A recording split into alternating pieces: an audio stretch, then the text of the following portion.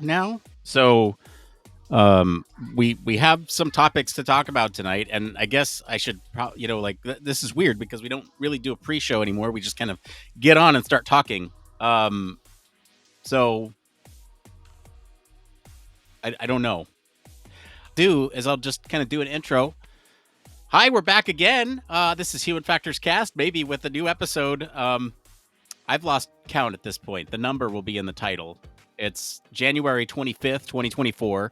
I'm your host, Nick Rome, joined today by Mr. Barry Kirby. Hello. And today we got some not so fun stuff to talk about. Tech layoffs. I was gonna say, let's all get exciting about not so much. The state of UX. Like, I don't know. There's some topics that we have here.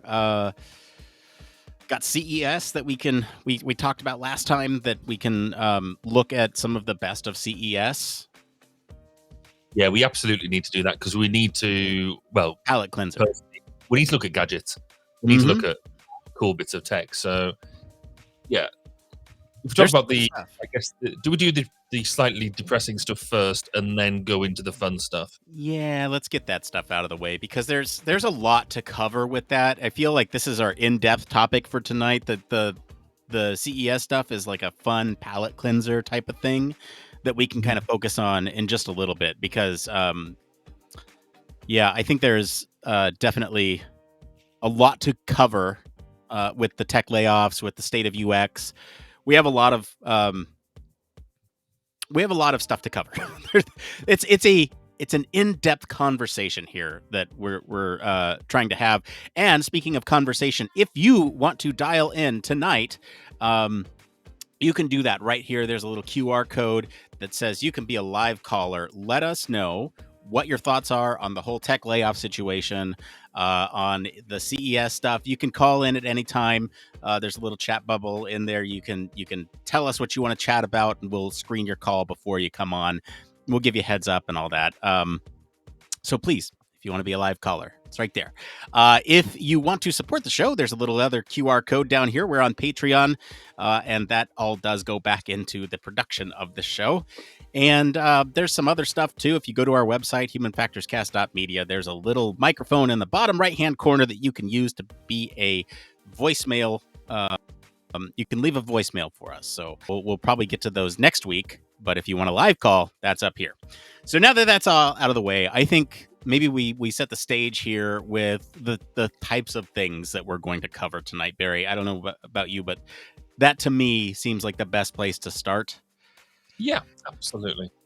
Okay, so there's an email going around by Mr. Jacob Nielsen, and he does this sort of breakdown of the state of UX, and how 2023 was a bad year for UX. Future's bright. There's also a couple of other, like I said, sources that we're going to reference throughout the duration of our conversation tonight.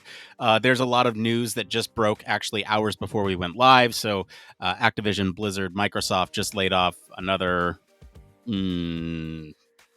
a lot of people today. I think it was like 1,500. It was a lot.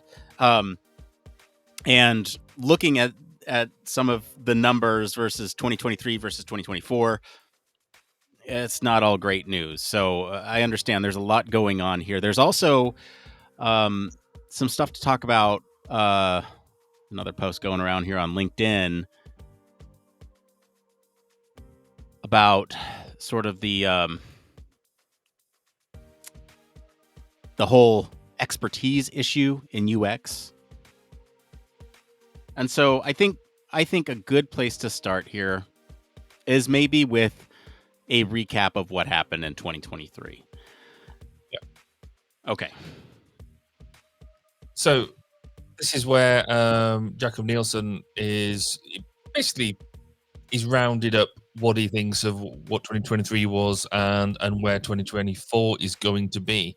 So he highlights there's been some bad news for UX, to quote him. Salaries are down 11% compared with 2022. Job openings for UX researchers were down 73% That's nearly like 3/4. That's huge. Job openings for UX designers was down 71%. Again, a significantly high number. Thousands of UX professionals have been laid off from seemingly good jobs at tech giants like Google, Facebook, stroke Meta. But he sort of highlights that actually, is this gloomy? Is this bad?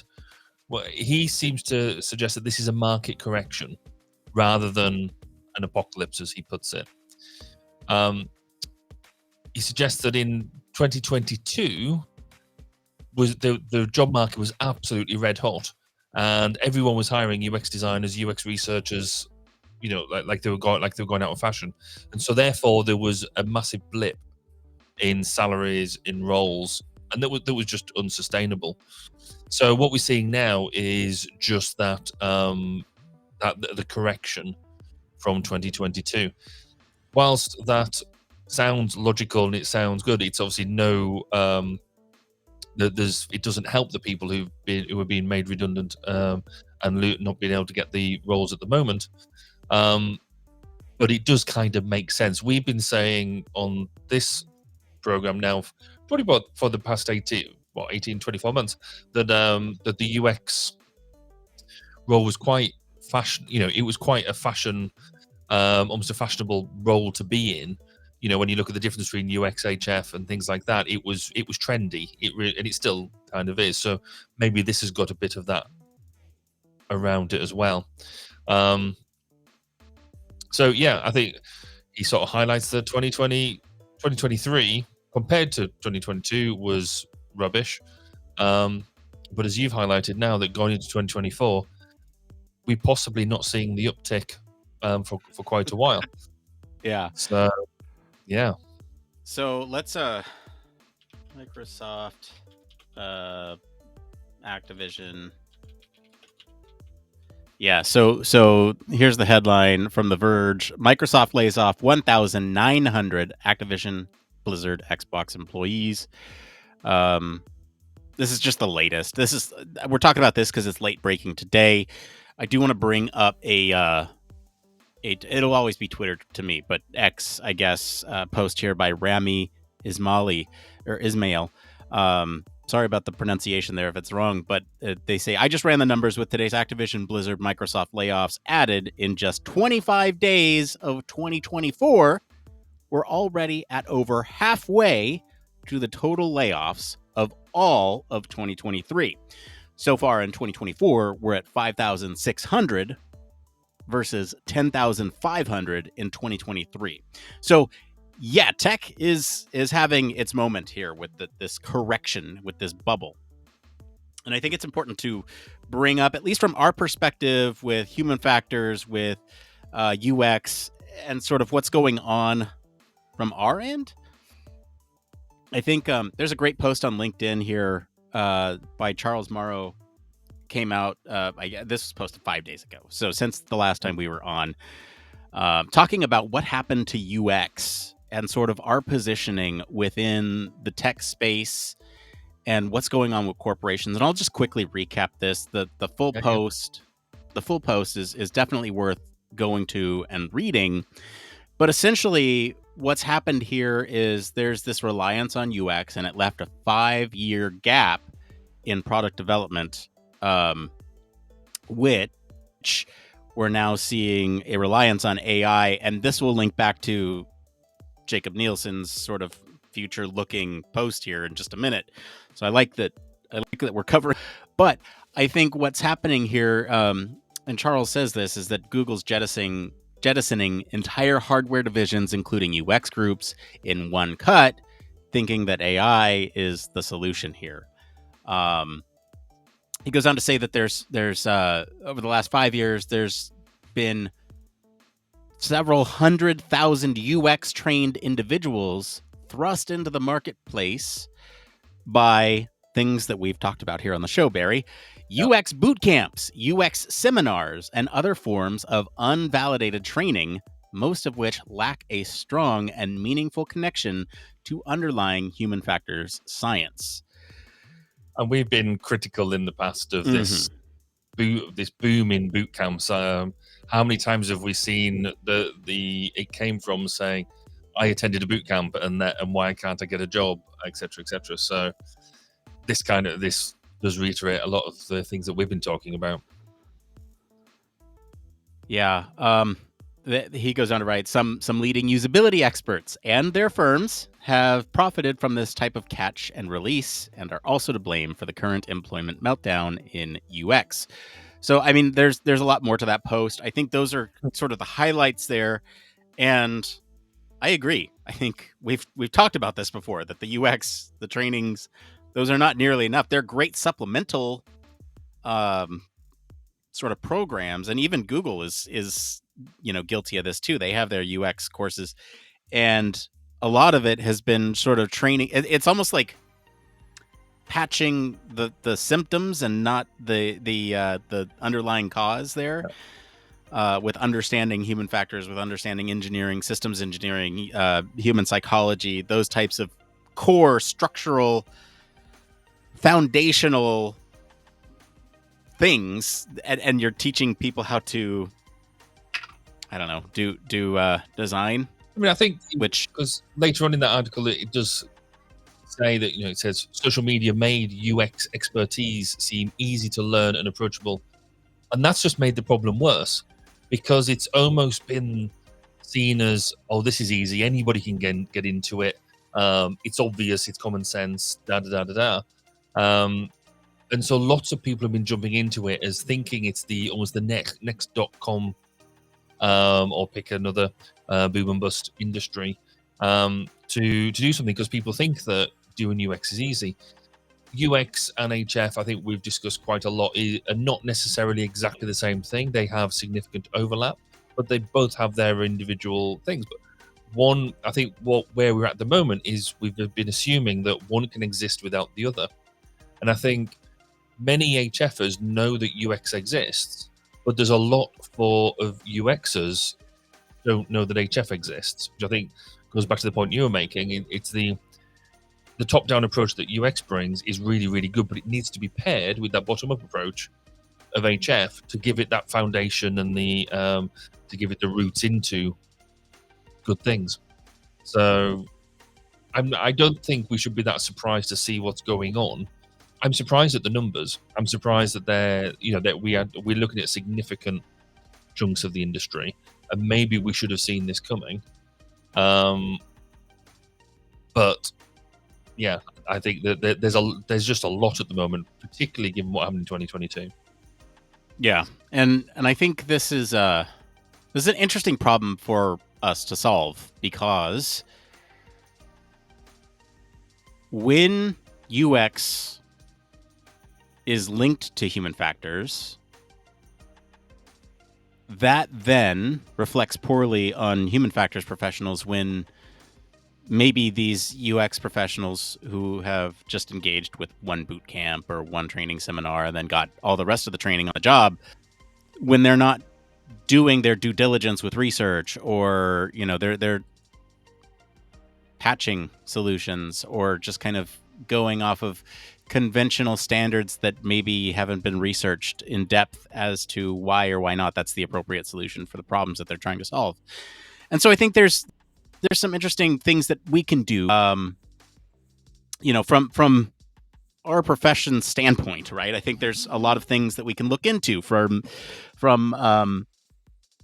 like an organizational outreach perspective, right? What can Chartered Institute do? What can HFES do? What can IEA do to reach out to UX organizations or to UX professionals and sort of embrace them and say, hey, look, like we understand that you don't have the same foundational knowledge in human factors and psychology, but we want to be there for you. We want to provide these accessible resources from a training and resource perspective. So I think there's a lot of work that we need to do.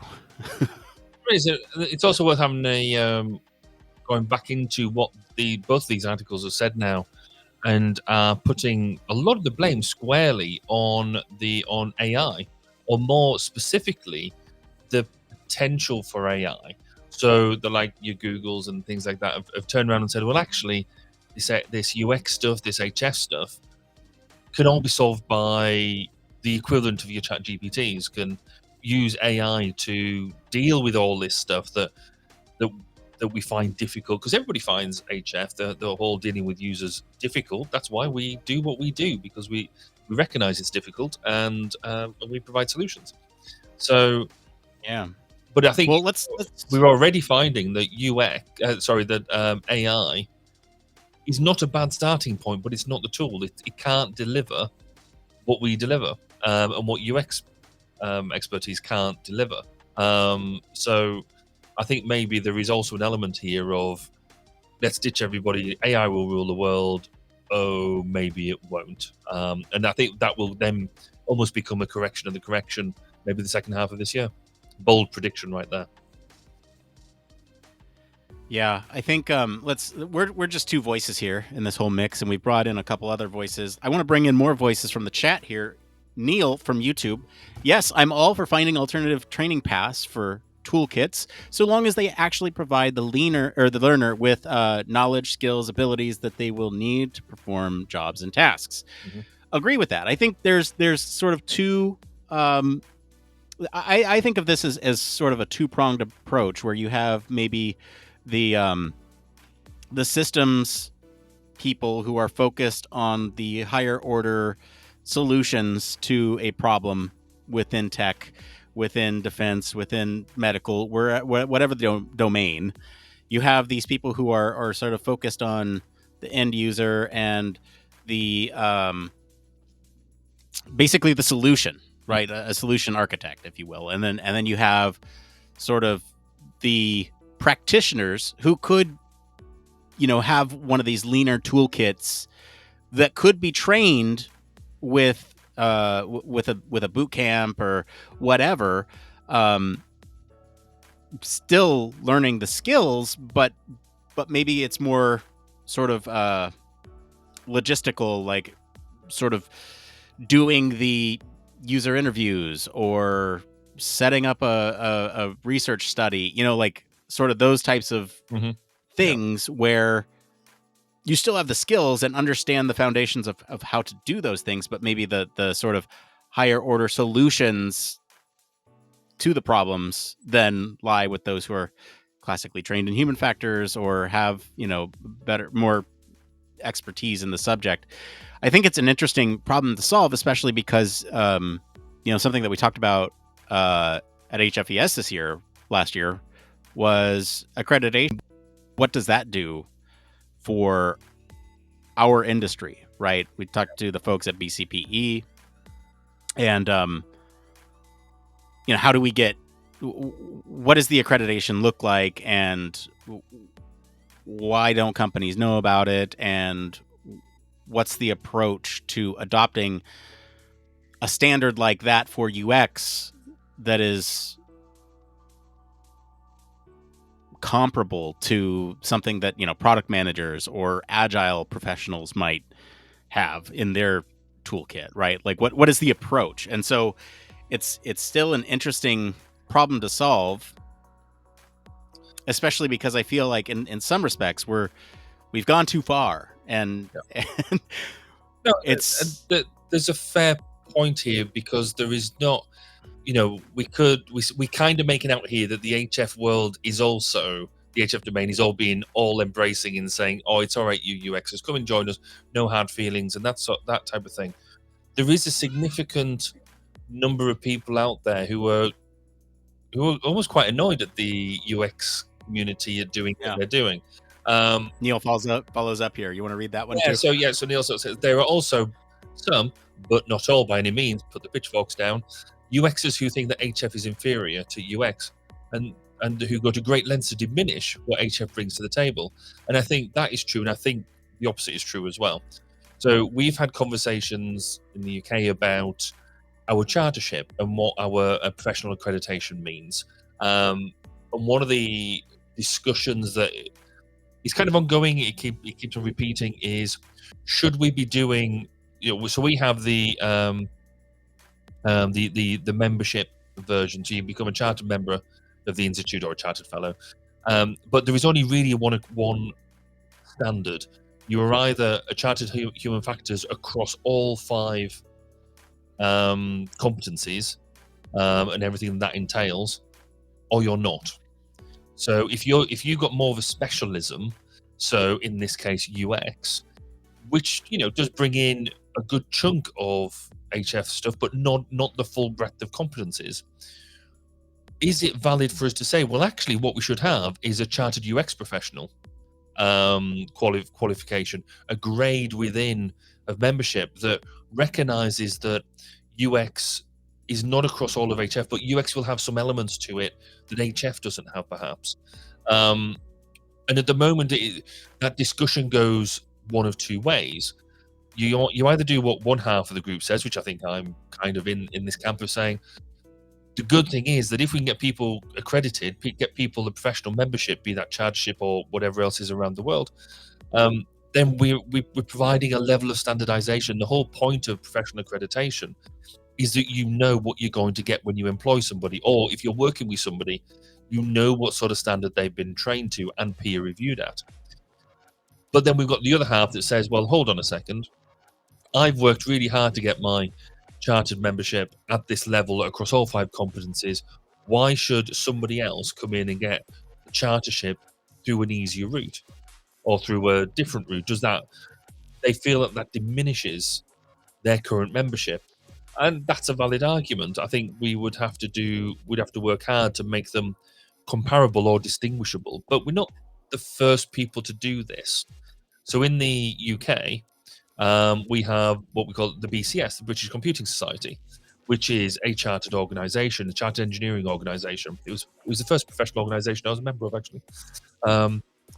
They recognise that they had the difference between a chartered engineer, but then within the Computing Society, you had lots of IT professionals that weren't engineers, so they wouldn't meet the competence levels of an engineer, but they do really great IT stuff.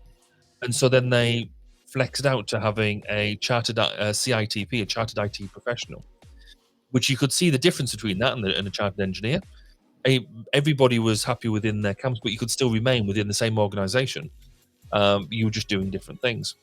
So I think that for me, the future has to be, particularly with this type of news, that we have to get professionally recognizing UX professionals, what skills that truly means. Because I was lecturing to a UX course a couple of months ago, I think it was, or maybe a month ago, about my view, what the differences are and what the overlaps are between HF and UX. And I think they are different. And we need to recognize that, recognize the overlap, but recognize and celebrate the differences, because we work really well together. That was a very long diatribe that basically boils down to saying, I think recognize the professional status of both things and celebrate it.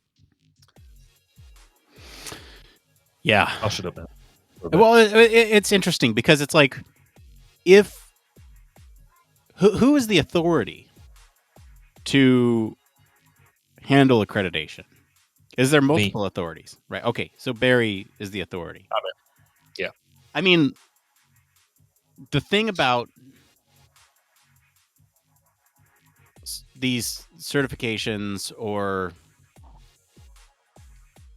professional accolades that indicate your expertise in a skill, this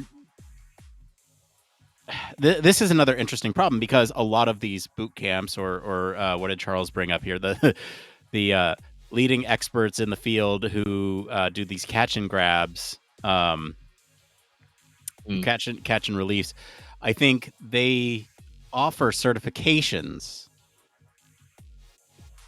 or participation trophies, if you will, a certificate of completion that's different than like a professional accreditation that shows I can exercise these skills in this domain and do them well, based on like a portfolio. Like this is some of the stuff that we talked about with BCPE with Gene back at HFES, and it's one of those things where they will sit down and evaluate your portfolio. You have to take a really hard test to be an accredited um, BCPE professional, and there's several accreditations that they offer: UX professional, human factors professional, um, and several levels too. One is sort of accomplished by just the education piece, and then the higher level is accomplished by assessing your work samples, along with that showcases some of your ability to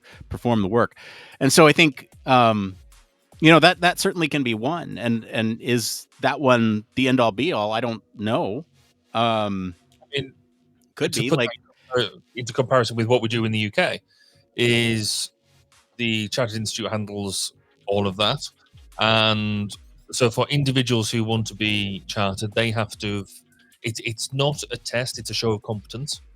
So you have to produce evidence, normally through a logbook over a number of years, that you have done work and that work has been peer reviewed. And you offer it as evidence and it is peer reviewed by the assessors. Then you fill out the application form. You have a mentor, you have a supporter, and so there's a lot of. It's not necessarily saying, right, we're not going to give you an exam, but all of the people around it. There's a good 3, 5. There's a good 6 people in this circle at least around each application that says, I know this person and I'm willing to stake my name that they are of the right standard that I would be happy to work with. And for me, that's what I like. That I think it's what we need, because it's people willing to people who are keen to see our profession grow. We are the holders of the standard, because you don't want to let people who are not quite reaching the standard yet, because then you devalue our entire profession. So that happens for your actual membership. But if you're wanting to offer courses that do this, this is where it gets interesting, because you can go through the CIHF and say, right, I deliver this course. HFI is a good example, so human factors integration, because you can't really get that through a degree course. There are companies within the UK that teach HFI. You can go to the Chartered Institute and say, I'm delivering this course, can you accredit me? And so a bit like a boot camp, you any course that comes along, you should go along to the institute and say, right, can you accredit this? And they will go through and check it against the standards, make sure that you're delivering, make sure that the output of what you do will be of value and useful. The challenge we have at the moment is I could put together a course on HFI. I'm only picking on HFI because I'm doing a lot of it at the moment. I could put together a course on HFI and then put that course out there for people to subscribe to without going through the expense or the hoops of getting it accredited. And I know I could make money off it. I know yeah, to get people in through the door. that's the problem. I kind of know what I'm talking about. I'd like to think I would push out quality people, because that's the only way that you're going to succeed. But equally, I could put out quite a cheap and cheerful one-day human factors course, and you'll come out of this knowing everything there is to do in human factors in 24 hours. There's nothing out there at the moment to say I must get that accredited, except my own conscience. What that relies on is the pull from employers, the pull from other people to say, actually, you're not allowed to go on that training course unless it's accredited. You're not allowed to work on this bit of work unless you're accredited. So you've got professional qualification, Right. a recognized qualification. And that is something that's been failing, actually, not just in the HF and the UX world, but actually across professional, a lot of different professional domains. It always used to be the case. If you were a chief engineer or you were a senior project engineer, you would have to be a chartered engineer.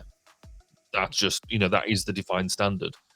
But probably about 15, 20 years ago, let's go 15 years ago, that requirement started to get loosened, because chartered engineers are expensive, because they go through a lot of, when I picked up my chartered engineer, that was interviews, that was all sorts to get through them hoops. So it's not cheap and easy to get through. So a lot of companies were then saying, well, actually, if we know that you're sort of at the standard, why do I need to pay you to go and get a chartered engineer when I know you're already there? And so all of these, a lot of the companies are not requiring you to have to have these because they're expensive, and also then it's as soon as you turn around and say, right, you need to be a certified member, then you can then turn around to the company and say, right, if that's a requirement for the job, you pay for it, not me. So it's quite a complex picture, Yeah. which doesn't help Yeah. those people who are just being laid off. We're not the ones who are going to solve this problem. We're not going to solve it here on this podcast tonight. I don't know. We've got another half hour. We might be able to. we have gone about a half hour already. I mean, it's the same thing with like project management, right? There's or safe and agile. Let's just look at the agile process. There's a number of certifications out there that say you are agile certified, and by what authority are they saying that? It's sort of the reputation behind the organization that holds the weight. And so, you have the Project Management Institute that a lot of project managers get their PMP certification from, or they have agile certifications. There's scrum.org, there's Scrum Alliance, there's Safe Agile, there's a bunch of different types of agile, less agile. There's a bunch of different accreditations for essentially the same thing. And I think the margin for success is maybe less significant for something like, well, I shouldn't even say that, because everybody has their parts to play in the process. And, I think the amount of training that it takes to be, like, let's say a Scrum Master, for example, is less than the amount of time it would take to become a human factors engineer or somebody who practices human factors.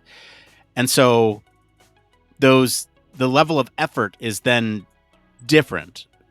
And it's when we start to think about these, weekend courses that give you all the skills that you need to do these things, that's when it's just like, it's unrealistic to teach all the skills that you need to do in that amount of time. And how do we accredit them? How do we accomplish that?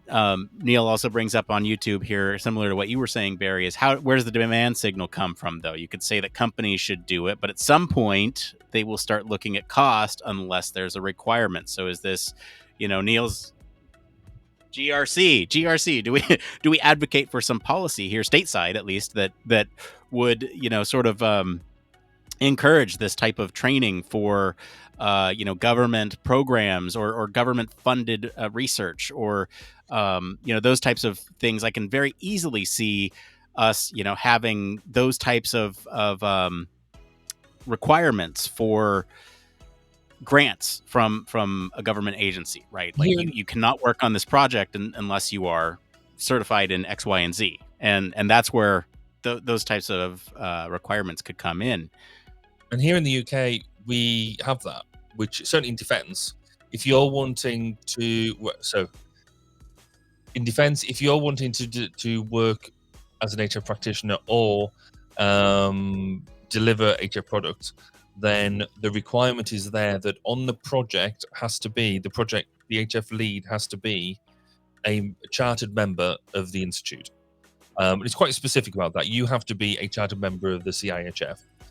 Now, and that is one of the ideas, that if you've got the right person in place, then at least they will then know how to implement the standard, and therefore it works. You've got that competence. And in a lot of the bids that suppliers have to put in, they don't just have to put in and say we will have somebody. They have to name the individual with the CV. Now, that sounds quite hard work, and it is. And we've talked before about the lack of numbers that we have qualified in the UK. But at least then they're making the effort. The downside comes to this is if it suddenly becomes too difficult, you put it in the too hard category, then we can skip it. And I've seen quite a few programs turn around, and so quite significant sized businesses not have any qualified HF people in the role, and Mod being asked to overlook it and say it's not a problem and just to move on anyway. And that can happen. So yes, the demand signal has to come from that end customer somehow, but that end customer has to see the value in doing it in order to go to the effort of saying, yes, we shall do this. So, and I don't know whether there's anything comparable in the US in that way. But I think that defense at the moment is the only bit of government that does that. Yeah, Neil says often in the U.S. this seems to come about most often in DoD defense. Yeah. He says, but I think there's actually multiple solid avenues for consideration. So the Department of Transportation, Department of Energy, et cetera, et cetera. I think that's absolutely right. And the interesting thing with this is that you look at some of these big companies, Google, Microsoft. They take work from the government as contractors. Yep. And requiring contractors to take on those certifications as well could sort of increase the visibility of accreditations within our industry. And I think a lot of them already do this, but the problem is when you look at some of the other stuff that these tech companies are doing that are not government funded, that are more private interest, then they start looking at cutting cost, and it's like, yeah, you get the principal scientist for the big government contracts, but then you have Joe Schmo who went to the UX boot camp working on the design of maybe Microsoft Word or something. I don't know. I don't know who works on Word. I'm not picking on anybody in particular here, but you see what I'm saying is that there's, and of course, maybe you get somebody like that to lead that project, or whatever you learn through the government funding is what you apply to the rest of your products. But I think the demand signal is an interesting problem, especially when it comes from the from the private sector. That's a big part of the problem right there, is because you get these layoffs that happen, like we're talking about right now, where it gets too expensive to sort of continue operating at that cost. And is it really too expensive, or are the people that we're hiring in these roles not performing at the same level that they should be? It's not difficult to illustrate return on investment for things like human factors or UX, but it is if you're not preparing for it. And so I think, having some sort of competency in showing return on investment for different decisions within UX or within human factors, I think is also another really good skill for us to develop to help us, with this long-term vision of having this accreditation be part of industry. I think we're also go ahead. We getting ourselves down a slight rabbit hole of maybe all of these people not perhaps being as competent as they should be, when actually one of the driving reasons that's stated is job replacement through AI, and not feeling that they need these people on board because AI can do it. As Neil sort of points out in the chat again, we have to show that we are worth it. And it was kind of the point you were making as well, is we have to show that we're worth it, but we have to show that we're worth it in the changing face of technology. So where does AI fit in the HF world? Where does AI fit in the UX world? Actually, a lot of what we're doing at the moment is, and I advocate this quite a lot, AI is nothing but a tool at the moment. And it's how we use that tool to the best advantage. And more of what we do that way, is really quite important. But if we don't change and adapt, then we're going to have significant issues further on down the line, because we're still going to be doing really basic HF stuff, when actually a lot of the stuff that we do can probably be done by, a decent chat GPT model. And it's up to us then to utilize that, but then do the stuff that definitely couldn't do with problem solving and the skills that we have that it doesn't. Yeah. Sorry, I was laughing because I see what Neil's doing here, and I'm going to reward him for participating in the chat tonight. So Neil says, perhaps having a resource for evidence of not only what happens when we're not involved, but also the good news stories of what happens when we are involved properly. Maybe like that good news stuff that we talked about at HFES. So I did put the little QR code right up here, so you can scan that if you want to share good news about human factors and what we can do. Neil is working on a project. You can go back and listen to our interview at HFES this year to learn more about that. So I'll put up the link here for you, Neil. It's a free plug. It is a fair point, and actually, it is a worldwide issue that when human factors is done properly, nobody ever knows, because nobody ever compliments us on a great UI. Nobody ever compliments us on a smooth system interface, because it's intuitive and it's just natural and all that sort of. We only really people find out about HF and UX when we don't do the job properly, and so right. I think possibly why we, in every presentation I do, I do sit there, particularly introductory ones, and you want to sit there and go, and this is the disaster that comes about when you don't do HF. Look at this aircraft crash. Look at this, whatever it is, and it's always disaster safety ridden type things.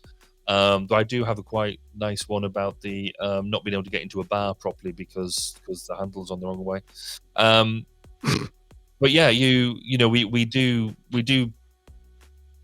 evangelize about when it goes wrong, not so much about when it goes right.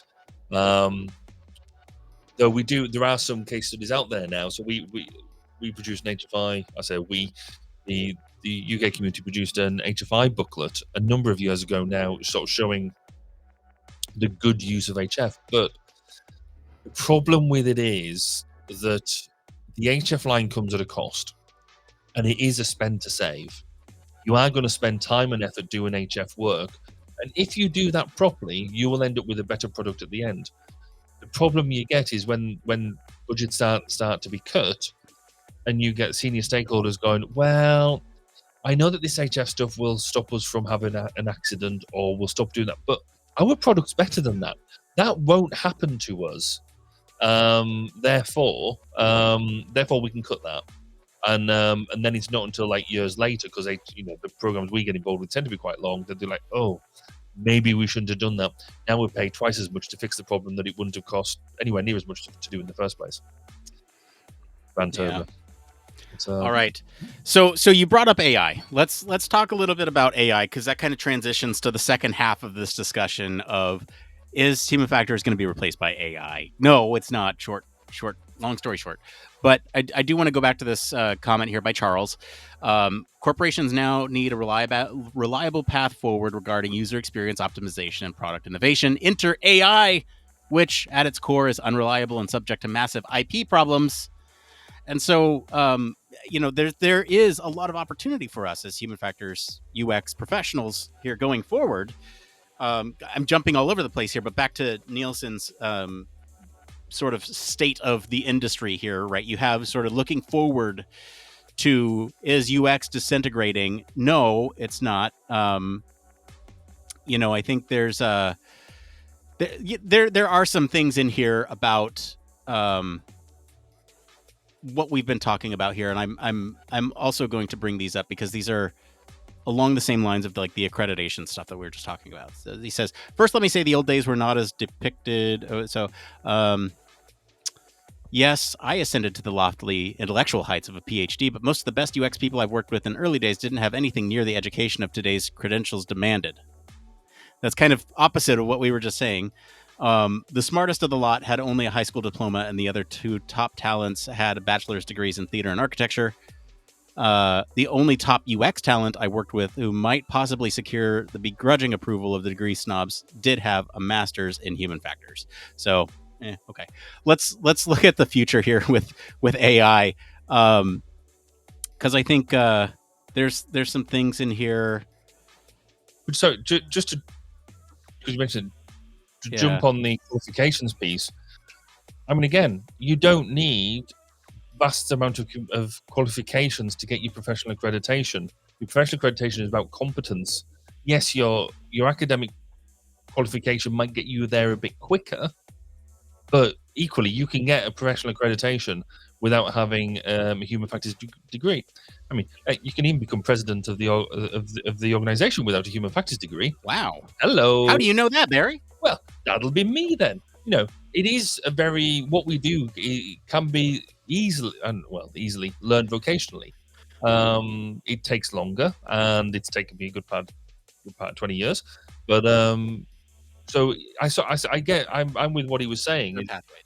um, what you're looking at with a UX HR professional who's got their accreditation is not necessarily saying they're The education academically piece. gifted. It means that they've committed to the profession and they're committed to their own development and to the profession as a whole, which is why I think it's quite important. Yeah.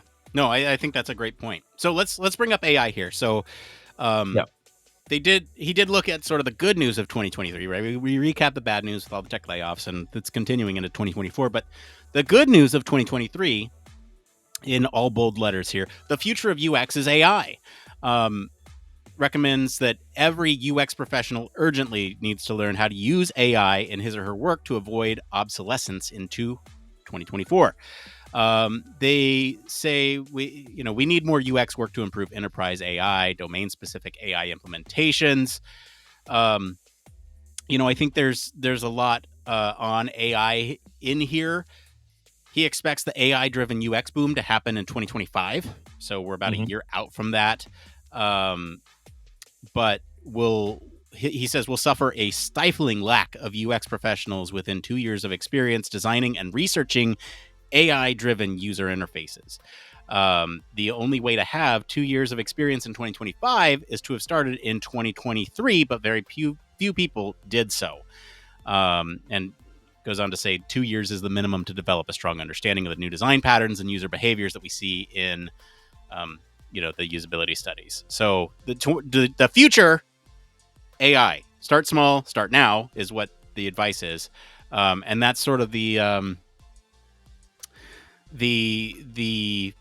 I guess looking forward good news is that there's going to be a big boom on how we integrate AI into products and services and systems, and there's going to be a need for people who understand how people interact with AI to do that. And so it's interesting because right now we're at a point where companies are maybe doing large swaths of layoffs, because they think AI is the solution, yet we need to figure out how to use AI in those solutions. And therefore, hello, we're sitting right here. And that it's a really good point, isn't it? Because I mean, how much have we been playing around with over the past 18 months? Different AI tools just to do what we do here. In the past month, I've been so now ChatGPT, for example, will allow you to create your own GPTs. And so I decided to fiddle around to see if I could get a ChatGPT driven GPT model to enable me to do human factors integration. And could it be my human factors integration engineer to answer questions and help guide me along the way of doing it? And the answer is definitely maybe. We've given loads of examples in the Kind of. past of how we've used, you know, AI to be the other person around your design table, your agile scrum, in your focus group to test your questionnaires, to give you an overview of a domain that you maybe don't know, to start putting together your reports, to give you a structure. There's loads and loads of things that enable us to be better, faster, quicker, harder at what we do. But that still doesn't take away from us being excellent at what we do and making that stuff work properly. So playing with AI at this level means that we are doing some really interesting bits and trying to get ahead of the game to a certain extent. But I still think we're only scratching the surface of the cool things that AI can do. Do I think it could replace us as professionals? Probably not. Not yet. Not for a good um, few years. But it is definitely going to be a thing to help us get there. And I think you've frozen massively. Uh-oh. Am I here? Can you hear me? Oh yeah, yeah. Your visuals are frozen, and I can barely hear you. Oh, and he's gone. Oh, he's No, I'm back. here. I'm here. Oh no, you're Barry. Oh, now you're Nick. There's been some like internet issues, I think, lately. Anyway, no, I think you're right. I heard all that. And Good. I'm not saying it again. no, don't say it again. I think the point that I was going to bring up here is that I think you and I, Barry, have gotten really excited about AI on this show, and I can see by the numbers of people who listen to the episodes where we talk about AI that is not in general interest right now. there's the or at least from our profession, and it boggles my mind because we are sitting here going, this is really important. This is going to be really important. Can like look at this stuff over here? Look at this. Look at this. Can you see what this does? Like I think I compared the first time I used AI and these large language models, at least, to the first time you search something on Google and it came back with results, and you use the internet and you're like, whoa, this thing, look at this thing. And it really is going to be transformative in the way that we use it in everyday things and in ways that we don't fully understand yet. And that really excites me and is something that I'm really devoted to learning more about. And it's interesting that here it is being validated, at least by this newsletter here, that is the future, and it's exciting, at least from my perspective. Barry, you need to step up your backdrop game. John on LinkedIn. Yeah, I was. I mean, John's not wrong. So in the chat, John has highlighted that I need to my backdrop game. I need to have a Steely Satcom picture. So John is somebody I work with through developing, delivering satellites. And yes, he's clearly keen for me to have. John, if you guys want to supply me a Steely Satcom picture to go in the background, then feel free to do so, and we'll give it pride of place. But on the more serious point that he makes, not that Steely Satcom pictures are not serious, a balanced HF team with a mix of technical knowledge, management, and domain experience is the gold standard. And I couldn't agree more. Agreed. About what I love about, and this is almost what I preach to everybody, is the beauty about what we do in HF is you rarely get two people who are exactly the same, because people tend to, the way people find human factors, they've normally gone through some sort of journey beforehand. So they maybe come through engineering, maybe they come through psychology, maybe whatever the route is. That has then heavily influenced the element of HF you want to get involved with. I love doing HCI design. That's the big thing. I like doing HFI and bits, but there's bits that I haven't really got that much experience in. Like doing in-depth safety analysis and coming up with them minute numbers. I still think that's a level of witchcraft. But the whole point is then I've worked in teams where you've got specialists in that, and it means you can have some really great discussions. So yeah, John, I completely agree with you. Having that mix of a team makes companies have good HF output. The struggle that we get is actually, well, certainly in the UK, I can probably count 1, 2, 3 large HF teams in the UK that are more than just a couple of people. And I know where there's one within the MOD, there's one within the submarines business of BA Systems, and that there's another one in the research department of the MOD. But and we're talking about teams of 10 plus. Everything else is quite small. So trying to get the justification for these sort of getting more people in through the door and the value that they bring is difficult. Quite often, you're in there as a lone, or maybe a couple of you as contractors, as consultants, and it's a tough world out there, and you're expected to know everything or be able to blag it. One of the two.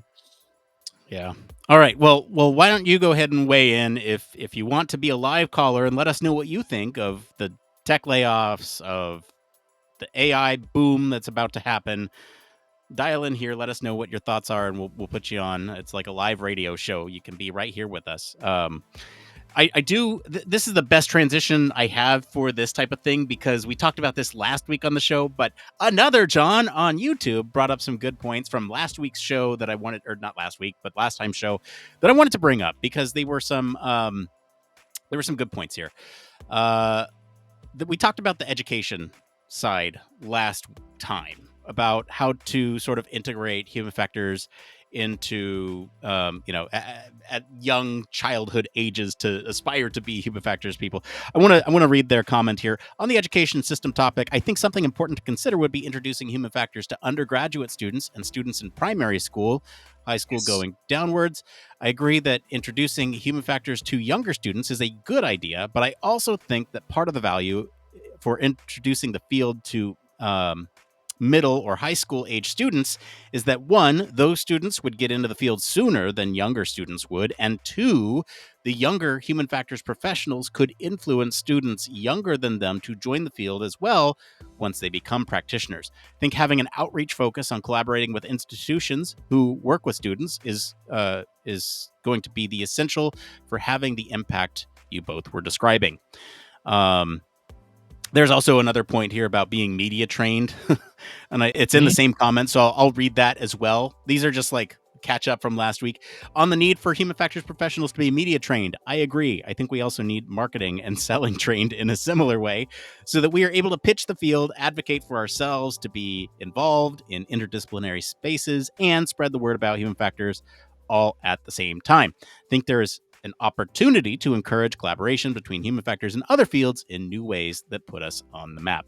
I think these are great points here. I'm really happy with the amount of contributions that everyone has made over the last, since we posted last time. I think the conversation has been great since we changed up the format. And I don't know if that's just a new year, new you type of thing, or if that's just the format change itself, but I'm really liking this. Let's see where we're at in June. Let's see where we're at in June. But no, I mean, to them 2 points. I mean, to the second point first, this is something I've been banging on about for ages within the institute, about not necessarily for every time media training and things like that, but we need some people who can advocate for us, some people who can sell human factors, UX, ergonomics in that sexy way, or that way that makes it appealing, the way that makes it come across on camera, on media, effortless, and tells the stories that we need to tell. Because invariably, we've got some fantastically knowledgeable people who can really talk to a conference, to a scientific paper, but actually you need people who can communicate to the general public, the on telly. How do you bring ergonomics to TV? I mean, when there's an episode of The West Wing, and I think it's in the first series, where they talk about being, I think it's National Ergonomics Day or something like that, and I thought that's amazing. And for ages now, I keep on meaning to go back and rip off that that episode to try and do it for presentations. But yeah, it needs to be done. So there's oh, I really wish we had more time. I really wish we did have more time. We have a whole other hour left. Maybe we'll get to it. There's something else I threw in like our bucket to talk about this week was changes to the submission process for the HFES Aspire conference. And I think this is I want to put this on the bucket because I feel like it is a conversation worth having, especially for making human factors accessible and for the availability for those in industry to contribute their research. And so I think maybe we'll have a larger discussion about that. I think, and also the title here says CES, wherever you're watching, it says CES. So let's talk about the CES stuff, because I think this is kind of a fun, like hard right from where we were with the tech layoffs. CES is tech, but it is a bunch of new technology that's pretty cool in some ways, and can be weird in others. I don't know how else to say it. Like CES is cool and weird. Um, I have an article here from Wired that goes over, the most interesting things for a variety of categories here. And this might be a good place to start. We can look up other things too. If you're following the news and you've seen something cool from CES, drop it in the comments so that way we can see it and we can look it up ourselves. I figure we go down this list here because there's some things on this. Maybe I should send this list to you, Barry. I think that'd probably be a good place to That start. might be useful. Though I've got the I've got the Verge's. Oh, The Verge has one too. Okay, so we got Wired and The Verge. Maybe we could just collaborate on both of these and see where we come up with. Because the first thing here on the Wired list is the best health tech, and this Vivu. I'm hoping I'm saying that right. At-home UTI diagnostic test, and I think that's cool that this kind of technology is available at home. I think there's also concerns with it being FDA cleared, and Heidi talks about that on her show, the FDA clearance. But this is cool. So if you suspect you have a UTI, instead of scheduling a doctor's appointment and peeing in a cup, you download the app, pee on a stick, and scan the strip with your phone. The deep learning image processing helps determine the results. Hey, look, there's some AI application there, which you can then send to your doctor and get a prescription to clear up the infection, as well as some necessary and immediate relief. Fair enough. What do you got on The Verge? I'm trying to get into your Wired article, but I have now, so that's good. Let's go back to the Verge one. I would say actually it's not a very good way of doing it. It's actually, it's a rubbish article, if I'm brutally honest. Let's use your article, unless I can pull up something better from this. Yeah, this is just a list of stuff that didn't work very well. Is that like the failed things from CES this year? Yeah, so it's got that, but it's a badly laid out article.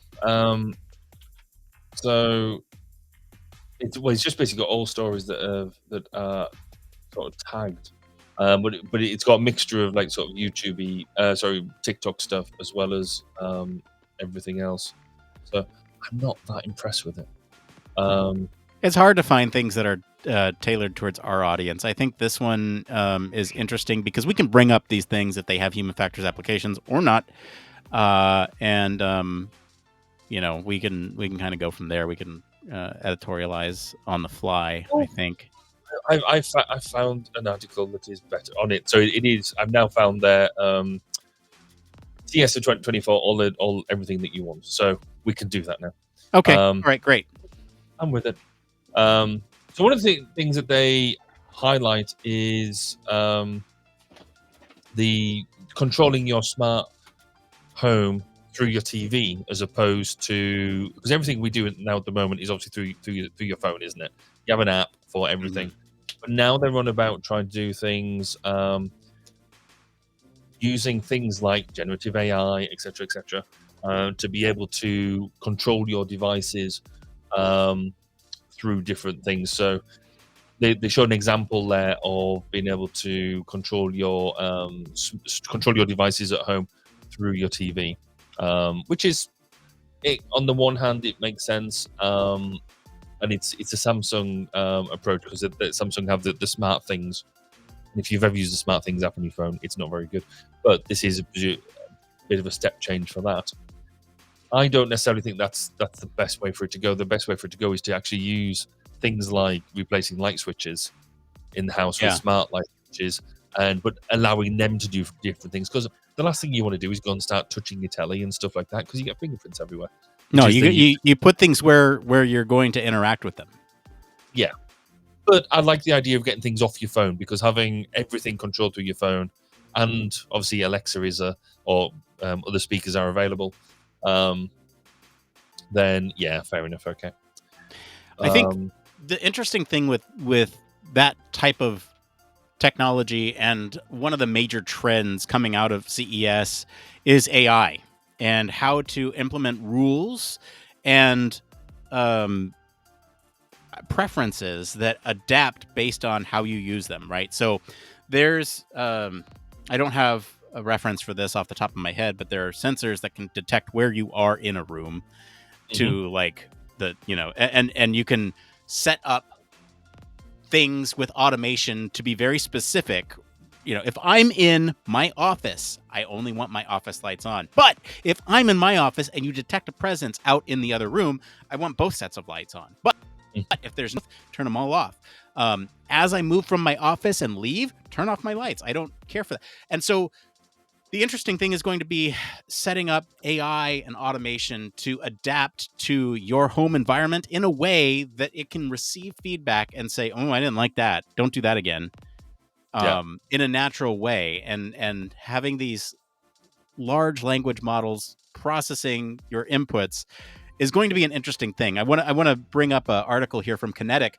The dominant theme at CES 2024 was AI, and especially how AI has become an enabler of technology and applications.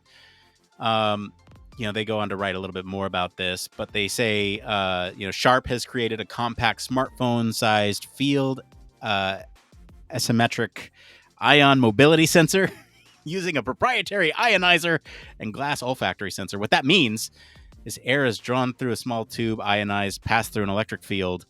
But the point here is it's impossible to look at these electrical mass analyses based on these patterns. But if you use machine learning to look at these types of things, then you can enable AI with a sense of smell to detect some of these like harmful odors.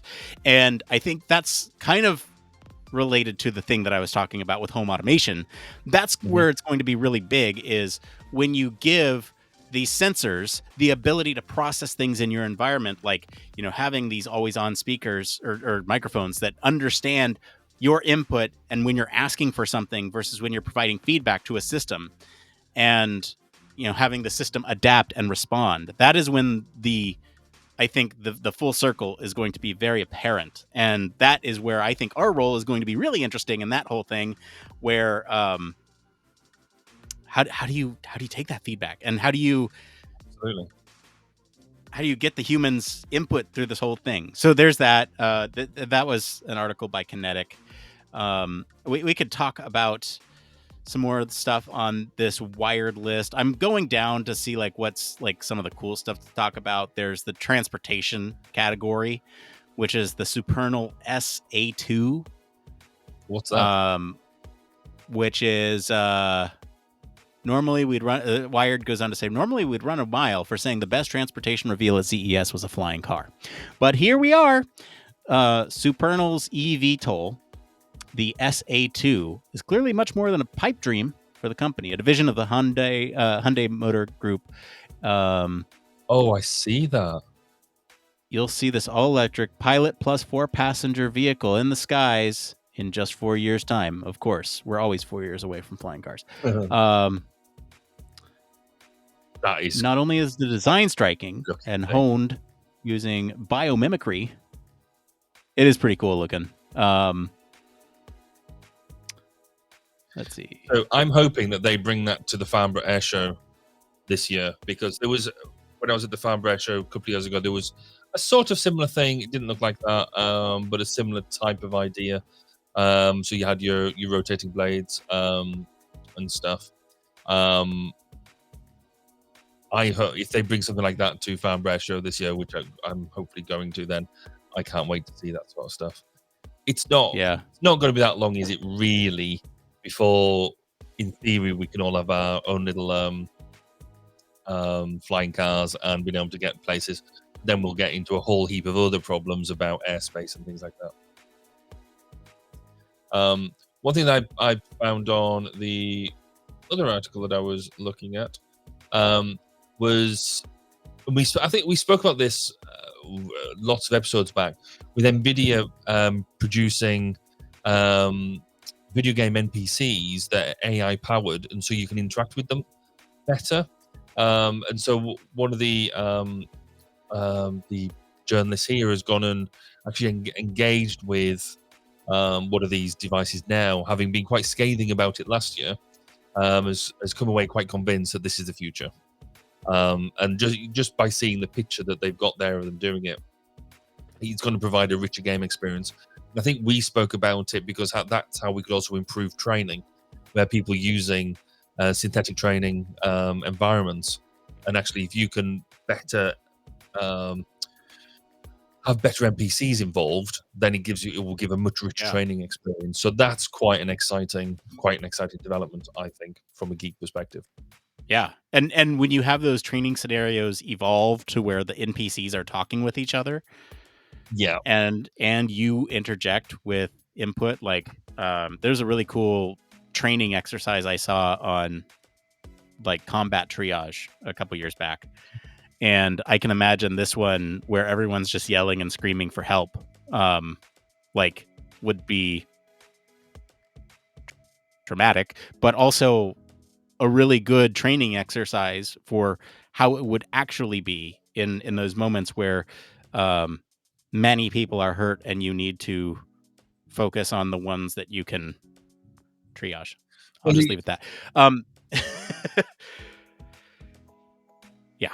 Yeah. No, I was going to say, I mean, there's a couple of the other one that I quite like is that where we struggle to teach is things like out in Afghanistan, where the troops will go out on patrol and see, residents and local villagers and things interacting with each other, and there's a fine line between understanding whether people are just chatting away, living their best lives, or they're actually to you. And so one of the things that has to get trained is like when to intervene, because you can't just go up and start talking to everybody when you're a soldier, and because you're intimidating. But equally, if you don't intervene at the right point, then you might be just seconds away from an IED. So actually, this type of interaction will allow you to understand the pattern of life of the way people interact, that works, and we'll be able to train that a lot better. So yeah, that's going to be quite cool. Yeah. Here's another piece of tech here, the Milo Action Communicator. If you've ever gone skiing or backpacking in a group, you know that the worst part of the day is when you're supposed to meet up at the end and someone's wandered off. Milo reimagines the old familiar walkie-talkie as a modern voice communication platform for small groups.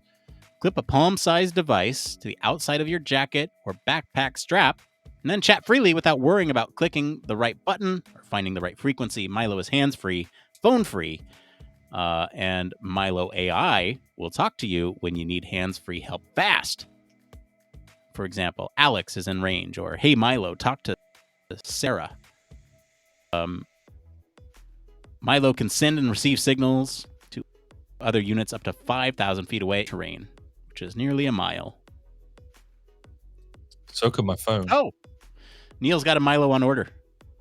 It's interesting. I mean, I wonder really what the use case is, because when would you use that? When would you want to be using that sort of tech when you're out of range of a mobile phone side, I guess? Because I get. I think the use case there is like having open communication with people that you're with. Kind of if somebody's, it's almost like a loudspeaker. There's a lot of places that don't have cell service, and so if you need to be able to communicate with others that are nearby or within range, that could be really useful. And I can imagine where if somebody's wandered off, hopefully you stay together in groups, but if somebody's wandered off and they need help, That could be a good way to call for help. The thing that I'm a little bit less clear on is this thing like an always on, like if I'm talking you can hear me almost like we're a group together, or is this something where like I still have to activate it so that way everyone can hear as I broadcast something? Like is it it's not a push to talk, but you can say, hey Milo, talk to Sarah, as an example. They say here, is that like a private channel that then just activates that private channel and you're just talking with Sarah? But then like I just don't understand those type of use cases, and so I get why you'd want it, but those like individual Alex is in range. What does in range mean, and who defines Yes, I that? guess And you're creating your own ad hoc network with Milo. So each one acts as a node. I guess the comment I was more making around the cell services, the certain places that I think we go because we don't want cell service, and yeah, therefore add value to that. But again, if you're skiing in particular, I think is actually a really good use case because yeah, if you go down a crevasse or you get an avalanche or something like that, would that work? I mean, you get a lot of ski jackets now have the active echo system in it because of avalanche risk and things like that. So yeah, but I think I'm intrigued by the usability of it, of how you actually engage with it. This is why really CES would be really well. They should think about it. Or one of these magazines. Next year they should send us because we could go and do okay. some really on site. Well, here's the Um, thing, Barry. I'm pretty sure we could get ourselves some press passes. It's the it's the being able to get there, and it's travel. it's travel. So, I'm positive we could get press passes for this. Um, what else you got on your Verge list? so on the Verge list, let's just flick back over to that. I can between two. There is and I hadn't realised this, but there's been some talk about the Apple Watch getting banned because of some of the sensors on it is been infringing on patents for proprietary technology, and that is a company called Masimo, who's known within the medical community for doing pulse oximetry, so understanding the amount of oxygen that there is within the blood. And so it's bought a brand new smartwatch out that has some of this technology in it. Now that is the ability to measure blood oxygen through a simple device like this. I mean that's a and do it to a medical standard, which is that's what Masimo is suggesting. Apple Watch doesn't do it to a medical standard. If they've got that down and working, then that's a game changer for quite a lot of medical professionals. Because being able to get that sort of information rapidly. If you've got the ability to get blood pulse oximetry, you've then also got the ability to jump onto a few others. So yeah, that's quite interesting. There's a couple other ones here on this Wired list. Best weird. I always like looking at the weird categories because these are the ones that are like, are these or aren't these applicable? And how are they going to be used? Like, what is the use case beyond them? And they say the Looking Glass Go is the best weird. And so basically what this is the 6-inch digital frame called the Looking Glass Go. The screen is sharper and thinner than ever. It's a holographic display. You can load spatial photos or 3D holograms onto it, and you can even chat with 3D characters from Looking Glass's Lifeforms app on the display. What's especially notable is the ability to add any 2D photo, even those from a Polaroid, and have it still deliver an incredible 3D effect on the display. So generative AI is behind that. And so looking at, let's see here, quirky, fun little gizmo to play around with, costs $300. But it drums up a world where our screens aren't just flat and boring. And so, like, for me, I'm wondering, is this tech going to be integrated into our phones at some point, right? For $300, a 6-inch display, that is the size of a phone. Mm-hmm. But what would I guess that it begs the question: what would you use the holographic display for? Now, is the idea that we merge it into FaceTime and therefore you're talking like what you see on a film where you just the phone the device is flat and the hologram projects up from it. That type of thing that could be interesting. Or is it I just think is it works. going to be novelty? I think so. I think this works probably more similar to like how the 3DS screen worked. I don't know if you're familiar with that technology, but it kind of uses parallax. And Yeah. so I think it kind of works like that. And I'd wonder, as you're looking at that display, does it look 3D, but it's a flat, you still hold up whatever it is, and it looks like, it just uses parallax or whatever to make that 3D display. I just don't. Yeah, this is one of the ones that I'm like, what is the use case here? Are you talking to NPCs? Okay, fine. We talked about replica a long time ago. Remember our Oh gosh. our AI counterparts. But like the I think something like that could have use case here. I don't know.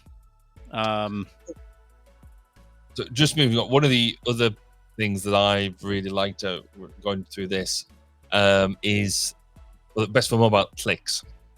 So bringing back actual physical keyboards to be able to text with on your phone, and it basically ends up it's a larger. So it's a case for a mobile phone for in this case Apple phone. But it's basically got its own QWERTY keyboard at the bottom, so you can actually get back to. Remember, did you ever have a BlackBerry where you had the full QWERTY keyboard and you had? Yes. It's back. It looks kind of ridiculous, and like I feel like I almost have to just share this so that way people can see what we're talking about here. Like this thing is it's hang on, I'll show it for those of you who are watching along. It's an iPhone plugged into it's an iPhone plugged into this keyboard.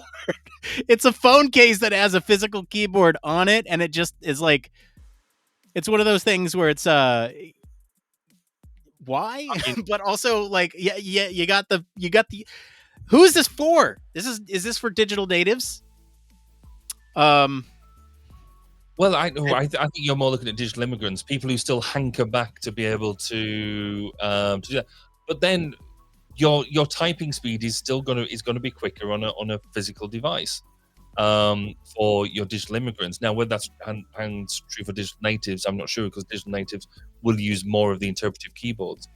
But yeah, it just looks like one of them things that I could see some people using and getting really quite excited about. If you're somebody who does long conversational emails, things like that on your phone, and by the fact it's an email, maybe lends itself to that type of person. But it just looks huge. It just looks so long. it's comic. It's comical in the amount of space, physical space it takes up. It's like, for what about for bigger phones, right? Like I have a big phone, and I'm just imagining like this big old bulky keyboard at the bottom of it. And this is probably my bias sinking in here as a digital native, kind of growing up with that technology. Like I just, this to me seems like its days are limited already. But again, like we're But I also wonder whether it's the fact that it's yellow is kind of throwing us off as well.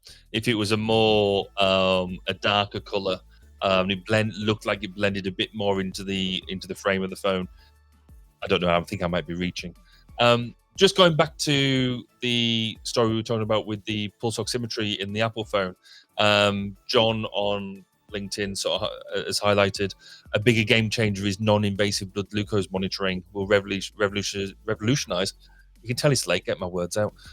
Type 1 diabetes care, apparently in development for future Apple Watches, and certainly for the civilian medical industry. Then that is the explosion in people with type 1 and type 2 diabetes is the next or is the epidemic that's here, the pandemic that's here. So yeah, no, that's absolutely one of these things that if that comes out and works reliably, we're already seeing constant monitoring, but that still is still invasive.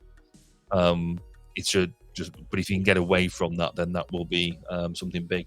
Don't know whether we saw anything with it from CES, but hopefully it's that that is an inspiration for future tech development. And if Apple come and do it, then crack on. Yeah. Actually, I one want to talk. Yeah, go ahead. go. I was was going to bring. Okay, go No, ahead. I'm going to do it. I'm doing it. I'm doing it. Nick. You do it. Back- You do it. I've been really intrigued by home theaters and the size of home theater projection, because it's not that long ago to get a projector for your office or to get a projector for your house, you had to have quite a substantial chunk of technology with a really well lit lamp. And if you got a cheap 200-300 quid version, it wasn't going to work very well. If you wanted something, particularly if you wanted something to work outside, you have to get something really quite massive. But LG have put out in CES the LG Cinebeam Cube, spelled Qube. And again, this is a 4K image, and it throws it out quite a bit. But the box on it is tiny. It's like that big. And we've bought recently for my daughter. She wanted a projector for a room, and I'm like, you can't have a projector for your room. That's just silly. But we've got a projector for a room, and it's small. It really is, and throws a really good image onto a thing. So I just think that the way that if you want to have a projection system, that the way that they're getting smaller but throwing such high quality out there is so much adaptation that you can do with them. There's some projects I'm playing with at the moment that I think they're going to be game changers for the stuff, some of the stuff we're doing around vision and sensory vision. Yeah, I think some of the game changingness comes from the short throw projectors and what you can do with those. So like, having them strategically placed around your home to where you can modify the. Again, I'm trying to think of like where this is going to impact people the most, and in the home, in the office, for those still going into work. I think that's going to be really interesting, where you have sort of a short throw projector in the front room that shows on a wall that is painted with reflective paint that is optimized for picture blender that shows you everything going on today in that room. And as these things become more affordable, you have those types of things available, which are kind of comparable to, like, let's say an LCD screen that is, or LED screen that is just there, that's displaying the things. The difference with a projector is that it can be reactive to an environment versus the I guess screen approach, where it might need to be interacted with, where you can have sort of a passive reaction going on thing. So I'm trying to think of a use case here, but that to me, that to me would be sort of the game changingness of it, where instead of clicking or touching and dragging a meeting invite, you can sort of grab it and move it where it might feel a little more natural. I don't know. I'm stretching here. I mean, I guess I'm also reaching my limit for the day. I think one of the interesting things I think is, again, it's about using technology for the sake of technology. I struggle to see in, I guess, a lot of the home side of things, why you would go to the inconvenience of using a projector, when actually, as you said, the screen technology itself is sufficiently cheap and useful that actually you'd hang that on the wall. Now, for me, the projector is there for rapidity of deployment, for the use of on a temporary nature rather than permanent installation. Now, if I want a permanent screen there, I'm putting an LCD screen in there because it's easier. But definitely, I can give you a use case in the home is like, or even in the office, it's these interesting places where screens might not necessarily be the right type of display. So I'm thinking of like a curved wall in an office building. Okay, you can map a projection to that to be spot on. Likewise, if you have maybe an angled corner in a home, you could split one projection into two and have two screens there that are based off the same input, same projection device, but then they're mapped to the wall in your home. Or likewise, you could have some of these like more artistic things in the home that are reaction displays to, as you walk by, maybe this display will react to you coming around, or like children's technology where you might have like a reactive display that encourages learning or something along those lines, where again, it's kind of this short throw projected that is adaptive to the environment in which you're in. And you can put it on this wall, you can put it on that wall, you can swivel it around. Doesn't matter where it is in the room. It'll always kind of adapt to whatever it's pointing at.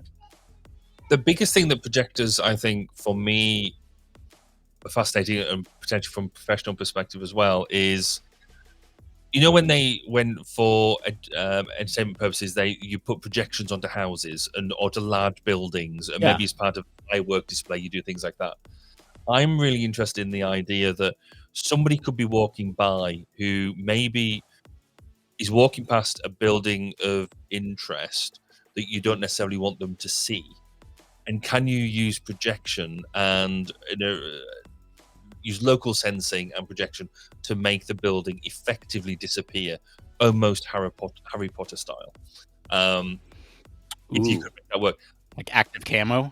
Yeah, well, something. Yeah, there's something about it, about being able to do, but to do it rapidly as well. So not talking about a long-term installation, but a shorter term. I need to hide something fairly quickly. Can we just throw some almost magician-esque?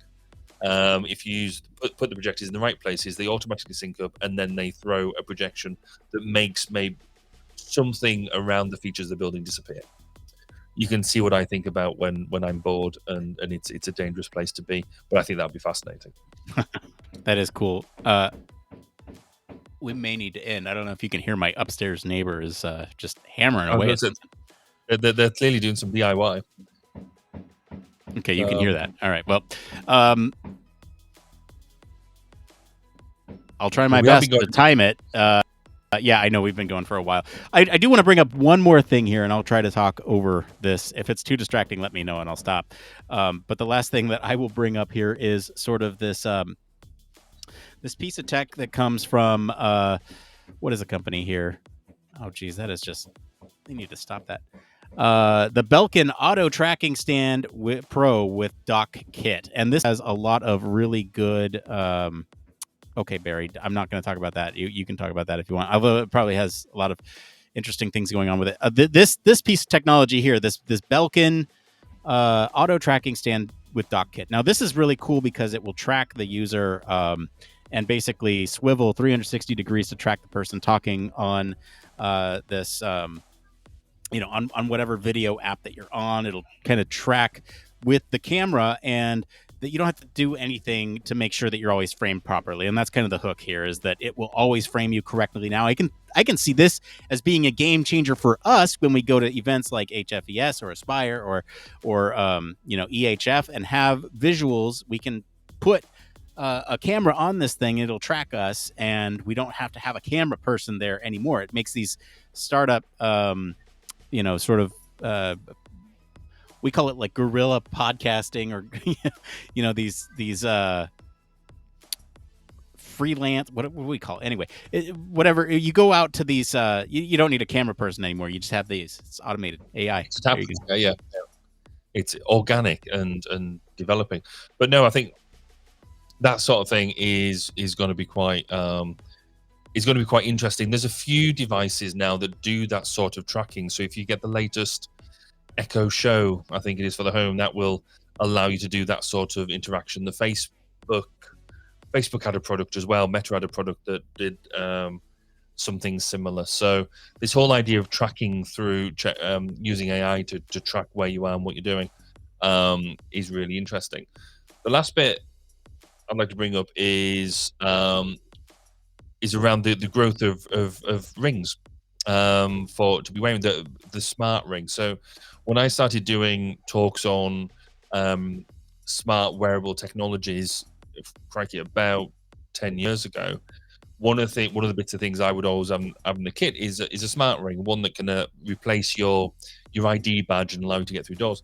Now they're getting so much smarter from two perspectives. One is around safety and security, so being able to act as your ID, but also being able to do payments. So you can do your Apple or Android Pay can now be embedded with the Ring, but also starting to use them to, again, in a similar way we were talking about the watches and stuff, being able to understand your health parameters and being able Right. to understand the state of your body from something that's much less intrusive than wearing like a heart rate band or something like that. And for me, the value in this sort of stuff is not necessarily in the everyday; it's in the things like with our elderly community, people It's who are in the living out of the ordinary. it's the people who are living in assisted living accommodation and things like that. It's things that are unobtrusive, so monitoring isn't in your face, so you're still in having a high quality of life, but the monitoring is there should you need it, should you have a fall, etc., etc. And having these aesthetically pleasing things that people would normally or wear anyway, being embedded with this technology, I think that's really quite cool. So interested to see how more of them come along. The downside is as soon as you start searching for these things, because there's been a couple of things I've been searching for recently. One is smart wallets, and the other one is smart rings. Now all I get on Facebook is adverts for smart rings and smart wallets. So That's a different problem. it is, yes. Yeah. Have we got time for one more? Barry, we got time for we got 20 minutes left. We can make this show as the thing about the new format is that we can make it we can start as late as we want and we can end it as early as we want. We've been having a great conversation so far. I'm fine. Go ahead. What else you got? Sure. So I don't know whether you know this, but I've got an electric car. Did I ever mention that before? And I think I've kept it fairly quiet. So the Hyundai Ioniq 5 is taking the advantage of electric car and the gadgetry that you can put on there to the next level. It isn't necessarily a new idea, but they've made it so the wheels can basically turn through 90 degrees. So you can then sideways maneuver this. Now, it's not, in many ways, it's not a new technology because actually a lot of cars have active steering, which certainly like in big trucks and things like that, the tires or the wheels will move through, say, 45 degrees. However, this now turns through, because they turn through 90 degrees, it means things like parallel parking. It means that for things like congestion. So if you could have just so many knock-on effects that are positive, right until the point that these that the wheels stop working properly and you can't go forward in a straight line. But I think it looks fascinating, and quite frankly, I want one. So I thought I'd throw that in there. I'll throw another one in there too, since we're just chucking stuff in. There was a honoree for the Innovation Award this year that was in the Vehicle Tech and Advanced Mobility category. Is an e-mirror safe UX software platform, and basically what this is a help drivers better see and understand their driving environment by replacing conventional side and rear view mirrors with a camera-based system designed to provide drivers with better visibility, safety alerts, as well as fuel and energy efficiency. So by removing basically the side view mirrors and putting screens inside the car that are based on camera systems that you see in some of these, let's say, high-profile EVs,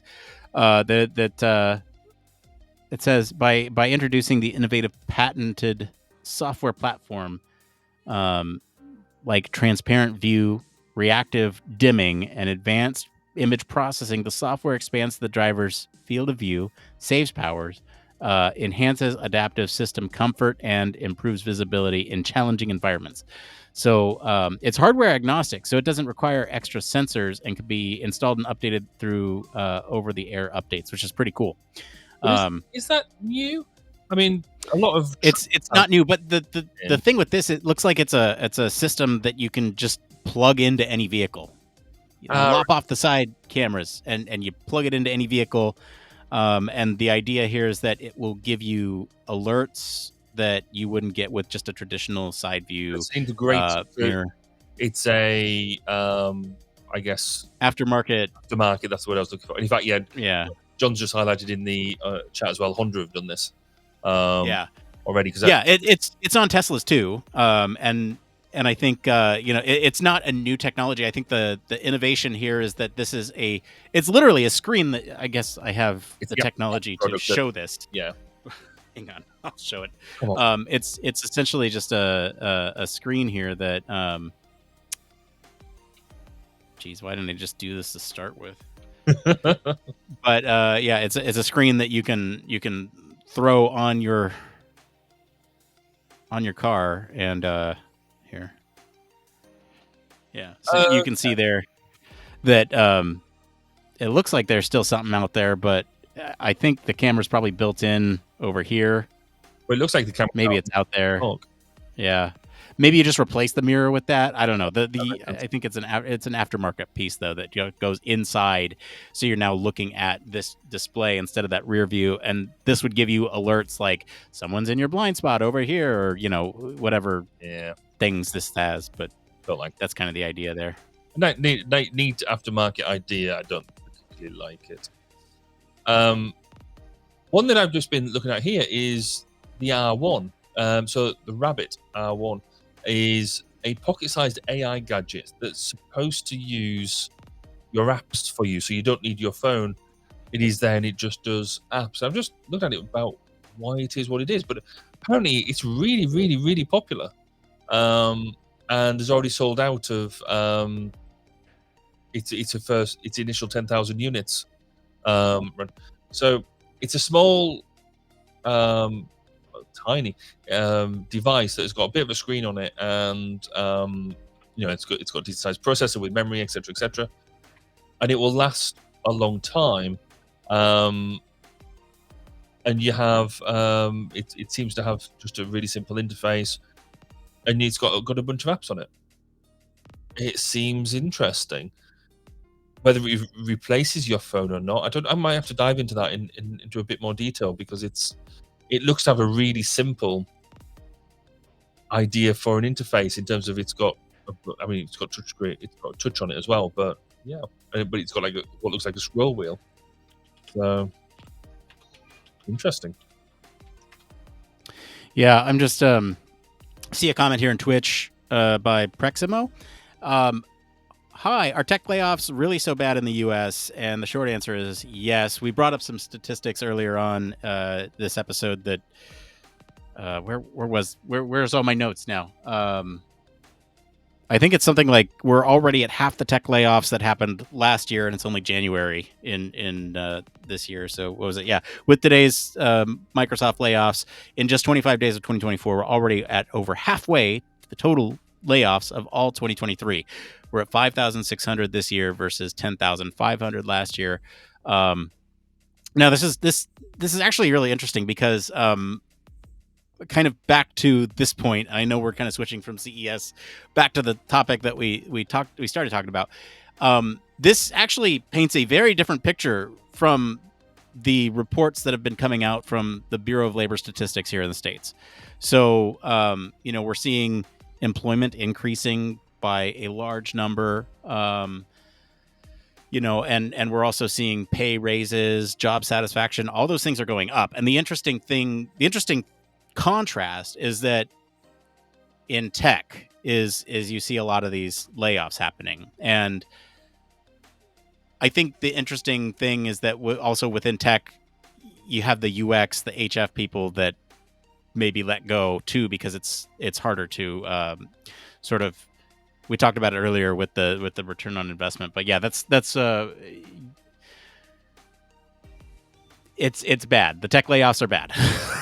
That's the short answer. It's that certainly when you compare to previous year, then yes, it's not great. I mean, it could just be an early year blip. I mean, it might be the fact that this resets what we're doing and then move forward, but could be. We shall see. just going through and seeing some more of these products that come out of CES, and whilst there's some really cool products out there, some products do make you wonder. So Uh-huh. apparently there is now a toilet out there called the Numi 2.0 that utilizes e-ink within it.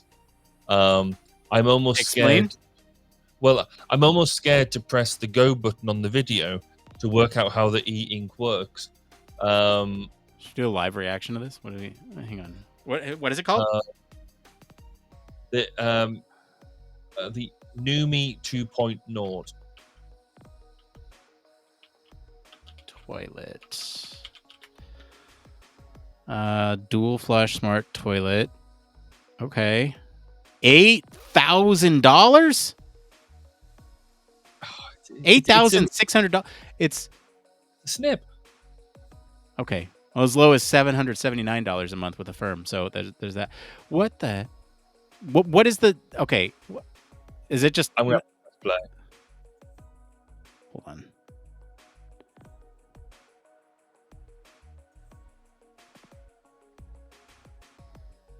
What the?